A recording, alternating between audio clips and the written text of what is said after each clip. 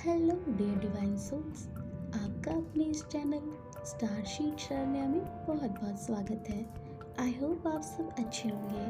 Friends, सबसे पहले तो माफ़ी चाहूँगी कि मैं अपने बिजी शेड्यूल के कारण काफ़ी दिनों से आप लोगों के लिए वीडियोस अपलोड नहीं कर पा रही थी, लेकिन फिर भी आप सब लोगों ने धैर्य बनाए रखा और आप सब लोगों के प्रॉपर कमेंट्स आ रहे थे कि मैम आपका वीडियो कब आएगा। तो आप सबके प्रेम और सहयोग के लिए आप सबका बहुत बहुत आभार। और आज मैं आप लोगों के सामने समय निकालकर उपस्थित हो गई हूँ। तो फ्रेंड्स, आज की वीडियो में हम लोग बात करेंगे पंचकोशों के बारे में कि ये पंचकोश आखिर होते क्या हैं और इनका हमारे दैनिक जीवन में क्या उपयोग है। तो योग की धारणा के अनुसार मनुष्य का शरीर 5 प्रकार की ऊर्जा के स्तरों में बटा होता है। इन्हें आध्यात्मिक भाषा में पंचकोश या पंच शरीर कहते हैं। प्रत्येक कोश का एक दूसरे से घनिष्ठ संबंध होता है तथा प्रत्येक कोश में चेतन, अवचेतन तथा अचेतन मन की अनुभूति होती है। फ्रेंड्स, कोश क्या है? जिस प्रकार हम लोग समझ सकते हैं अपने दैनिक जीवन में कि जिस प्रकार प्याज की कई सारी परतें होती हैं, एक के बाद एक कई सारी परतें, तो वैसे ही हमारे शरीर के अंदर भी 5 परतें होती हैं। हमारा जो ये स्थूल शरीर है, जो ये फिजिकल बॉडी है, ये 5 प्रकार के स्तरों से मिलकर बनी होती है। एक तरीके से आप कह सकते हैं कि परतों से मिलकर बनी होती है। तो उनमें से सबसे पहला कोश जो है, इसे अन्नमय कोश कहते हैं। दूसरा कोश प्राणमय कोश कहलाता है।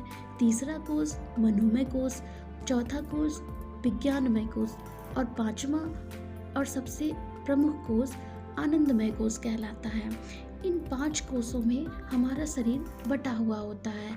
ये 5 कोश कहीं ना कहीं हमारे शरीर से में एक दूसरे से जुड़े हुए होते हैं और ऊर्जा का संतुलन बनाए रखते हैं। कोशों का ज्ञान हमारे आत्म स्वरूप को पहचानने और आध्यात्मिक मार्ग पर सुचारू रूप से आगे बढ़ने के लिए व अपने स्थूल, सूक्ष्म और कारण शरीर की देखरेख, रोग, कष्ट व अनेक प्रकार की मानसिक प्रताड़नाओं से बचाव में योगदान देता है।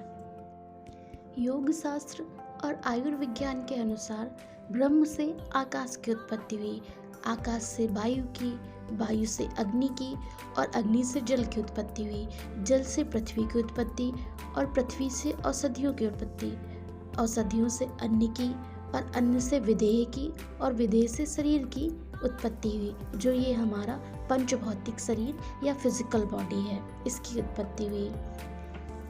आज हम लोग अपने शरीर की सबसे पहली परत यानी अन्नमय कोश के बारे में बात करेंगे। अन्नमय कोश, इसका अर्थ है पृथ्वी का रस, यानी पृथ्वी पर उपस्थित सभी तत्व जिन्हें अन्न कहा जा सकता है, जिनका उपयोग हम सात्विक भोजन के रूप में करते हैं, जिनसे हमारा शरीर विकसित होता है, अन्नमय कोश के अंतर्गत आते हैं।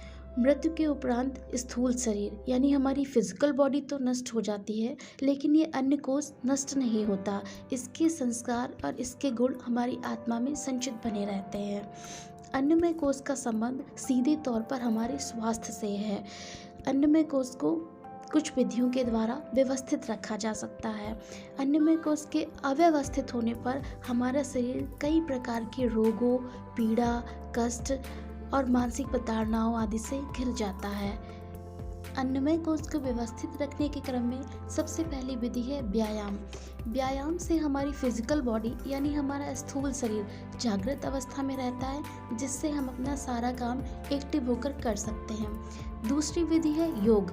योग की उपयोगिता तो हम लोग पुरातन काल से ही सुनते चले आ रहे हैं और वर्तमान में भी समाज में योग ने अपनी अहम भूमिका बना रखी है। योग का हमारे दैनिक जीवन में अत्यंत ही महत्वपूर्ण योगदान है। अन्नमय कोश को व्यवस्थित रखने के क्रम में अगला तरीका है षटकर्म। ये शरीर को स्वस्थ रखने की एक विधि है जिसमें 6 कर्म आते हैं। और अगला उपाय है प्राकृतिक औषधियों का सेवन। जहाँ तक संभव हो सके हमें प्राकृतिक या होम्योपैथिक औषधियों का ही सेवन करना चाहिए।